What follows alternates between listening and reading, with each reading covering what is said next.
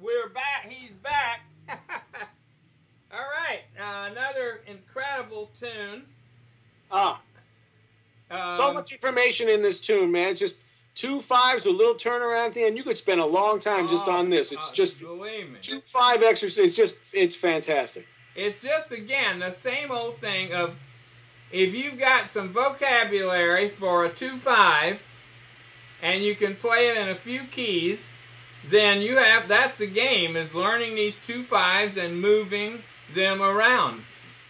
Well, you know, there's a lot of tunes that have the same kind of pattern. A 2-5-1 going down in whole steps, right? The end Absolutely. of a love affair. I mean, you know, if once you know tune-up, you know a lot of other tunes. Oh, yeah. And again, this is what's so helpful with these pentatonic pairs of mine. I'll start right off with to show how that simple little melody... how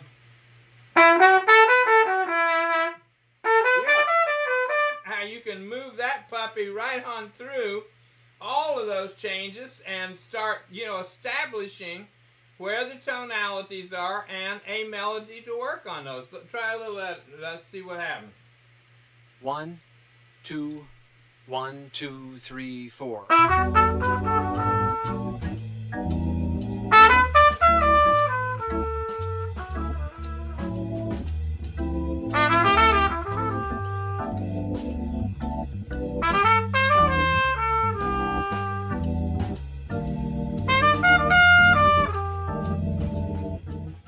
Yeah, so there it is. A lot of melody, simple. That's a system. And you can go to lesson 2 on my site there in the 6-pack. And there it is, man. Lay it out, and that's some basic DNA right there, Gary. Yep, that's true. Now, another thing, another device that works great on this tune is like kind of an introduction. You can use the, you know, the tritone substitution on the 5 chord. So instead of going 2-5-1, you can play 2, then flat 2, yeah, to 1, and you can do that throughout this progression too, and you get a little, you know, create a little tension in your line. Yeah, we like that. Let's hear it.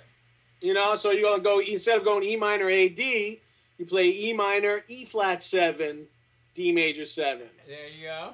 So I mean, that's just kind of a, you know, that's kind of a harmonic device that you can start thinking about in terms of your 2-5-1s. Yeah, but I'm gonna do a whole series on 2-5-1s in the future. Yeah, you want to try a little? Let's hear a little bit of that right now. Yeah. Let's see what it sounds like. Okay.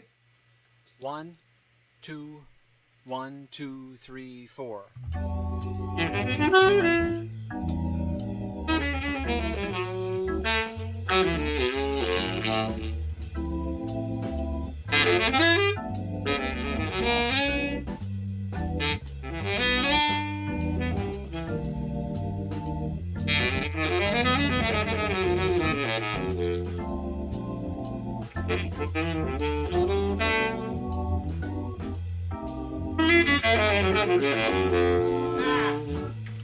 Oh yeah, there we go. See, I'm sitting here just grooving and listening. I forgot what I was doing. I could listen to that for about 2 days, man.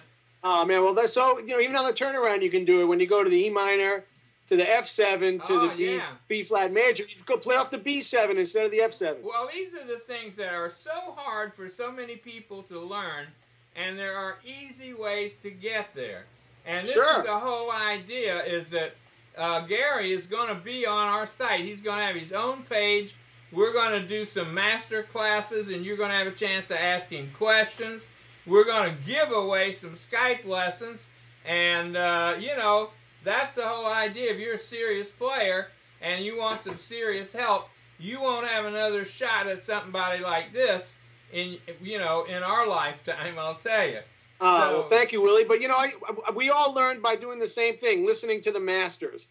I mean, that's the whole thing of using the tritone sub. That's that's been going on for a long, long time. So listening to records and really figuring out how the great players of the past and the present as well kind of use that progression and kind of transcribing and playing along and trying to cop some licks and then you can start to make that progression yours. You start to own it. Well, this is what.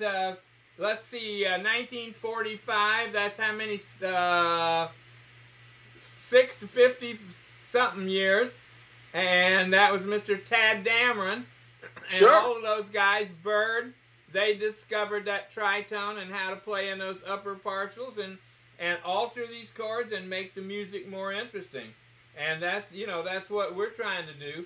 There's just so many different things that only come from listening and learning. That's one of the things I think we all have to realize in our teaching as well, is providing opportunities and information for these kids. Oh yeah, and that's a huge part of everyone's education is listening and really getting into the history of the music, because the bottom line is there's really nothing new under the sun. Almost everything's pretty much been done already, and it's just been a variation on what's happened before each successive generation. But I mean, it's still hard to get more modern than Bird, if you ask me. In terms of well, it's like the whole business. Like Shakespeare didn't get up every morning and try to make up a new language, but he did pretty good with English. Wow, that's for sure. And there's something I've just a little taste here of some diminished things that are not that hard. If you're coming along playing a little bit, you can add some of these real quick in your playing. 4.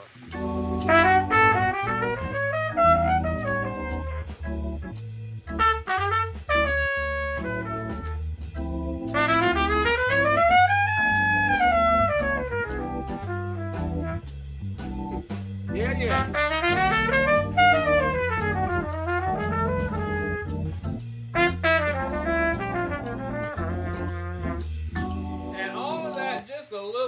Of this here and there.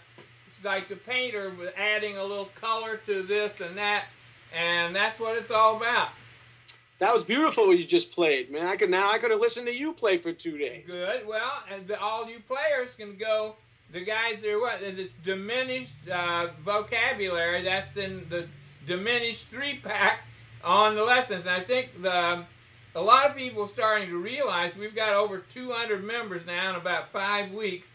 And they're all starting to talk about, wow, this is a real curriculum, and man, I can stay on here. And it's just such a basic thing, and that's what all of our teachers now are going to start helping add to that and build on it. But we've got a good baseline curriculum, so there's a lot for people to work on the site, and we're just hoping to grow. And we're so happy, Gary, to have you involved, man. I can't tell you. The thrill's all mine. Believe me, this is going to be really an amazing project. It is. Just one thing, though, because like you said, Willie, you were fond of saying that it's learning the language, right? Absolutely. Learning the language of jazz. So part of learning any language is learning how to have a conversation in that language. So being able to converse in music is it's important, because jazz is a dialogue, jazz is a language, and when you're on the bandstand, you're having a conversation with everybody on the bandstand. You're talking to everybody else with music. So that's a really good point. So, playing like duo like this is a really great way to learn, So I encourage all you students out there, play duo. Let's just kind of do some short phrases back and forth. Okay, and this is also ear training, by the way. Absolutely.